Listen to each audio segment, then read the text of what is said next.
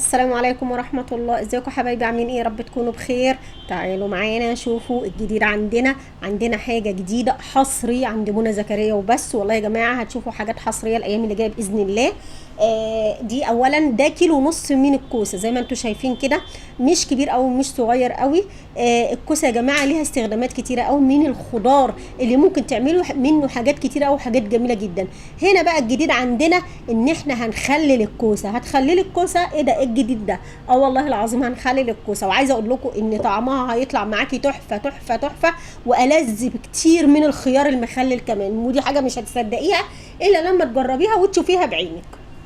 ماشي. المهم عندنا الكوسه زي ما انت شايفاها كده، انا غسلاها على فكره ومنضفاها كويس قوي، وبعملها لك بكذا شكل. في منها اللي هنحطه زي ما هو كده مش هنقشر فيه حاجه خالص زي ما انت شايفه كده، وفي منها اللي هناخده خط وخط، وفي منها اللي ممكن تقشريها خالص براحتك خالص. انا بوريكي 3 اشكال منها، ولو حطيتيها سليمه كده من غير ما تقشري منها ولا قشرها بيبقى طعمها تحفه تحفه تحفه. ماشي. المهم عندنا معلقتين من الملح ومعلقه من الشطه ومعلقه من الهريسه اللي هي بتاعه المخللات اللي احنا عاملينها مع بعض. تمام كده. وزي ما انت شايفه كده، وبحط نص معلقه من السكر وشويه خل، يعني بمقدار ربع فنجان كده مش كتير. تمام. وبقلبهم كلهم مع بعض، وبجيب شويه فلفل حراقين كده، ما بحطش كتير، انت حره زي ما تحبي حسب رغبتك انت. يعني لو بتحبوا الفلفل الحراق او الحاجات الحراقه حطي كتري، مش هيجرى اي حاجه. ماشي. المهم بديها نغزات كده بسن سكينه رفيع، ما يعني ما بدخلش السكينه اللي جوه خالص. تمام. علشان انا مش عايزاها، هي كده كده اصلا هتستوي معاكي ومش عايزينها تتهري. وما تكتريش منها، اعملي منها اول باول، ما تكتريش منها عشان ما تقعدش معاكي. ماشي. المهم ان انا مش هعمل الكيلو ونص كمان كله. زي ما انت شايفه كده بغرس فيها تغريزات صغيره من فوق لتحت، وبقطع الفلفل وبحطه عليها. تمام. عايزه اقول لك ان هي مش هتقعد معاكي 4 ايام، يعني 4 ايام بالكتير قوي هتلاقيها استوت، وبتاكليها مع الفول مع الاكل. بصي دي كانت واحده كده انا قطعتها، ما تقطعيهاش، بس دي انا كنت عشان اكمل البطرمان بس، وواحده فاضت عندي. ماشي. تعالي بقى نعمل نحط المحلول بتاعنا زي ما انت شايفه كده، احنا كنا مجهزينه معانا. تمام. هنحطه ونملى البطرمان بتاعنا. على فكره عايزه اقول لك ان هرسه الشطه معاها بتعمل لها روح وطعم حلو قوي. قفلي بطرمانك كويس قوي، مش محتاج لا كيس ولا اي حاجه ولا زيت ولا اي حاجه، وموضوع سهل جدا وبسيط.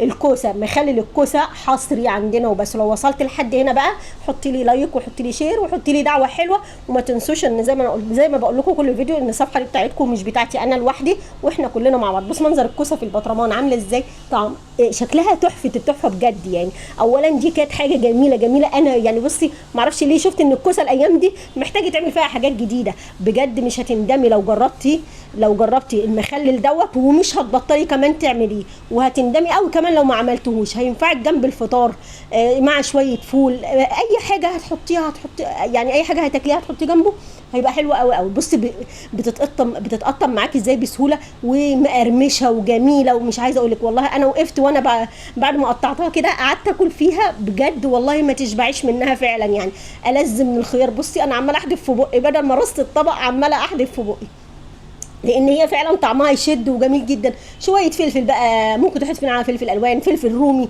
فلفل حراق زي كده، يديكي طعم وحاجه حلوه قوي. مش هتندمي، بل هتندمي لو ما عملتهاش فعلا. اديني بقى لايك واديني شير، علشان ده حصري، وانتي كمان هتعملي حاجات حصريه وحاجات جديده طول ما انت بتتفرجي على الصفحه بتاعتنا، صفحه منى زكريا. اوعى تنسوني يا جماعه في دعواتكم الجميله وكلامكم الحلو اللي انا بسمعه في التعليقات. وربنا يكرمكم يا رب، وربنا يكرم اي حد بيحط لي لايك وبيحط لي شير وبيدعي لي دعوه حلوه، ولكم بالمثل ان شاء الله. وربنا يكرمكم ويكرمنا ان شاء الله. والفيديوهات اللي جايه اتمنى ان هي فعلا تعجبكم، لان في حاجات جديده كتيره عندنا على فكره الايام اللي جايه. في سلسله تخليلات، في حاجات جميله قوي قوي قوي قوي، في سلسله حلويات، في حاجات هنعملها كتير قوي. تابعوا يا جماعه الصفحه، واعملوا منشن لصاحباتكم، اعملوا شير كتير قوي قوي قوي عشان فيديوهاتنا توصل لناس كتيره يا جماعه.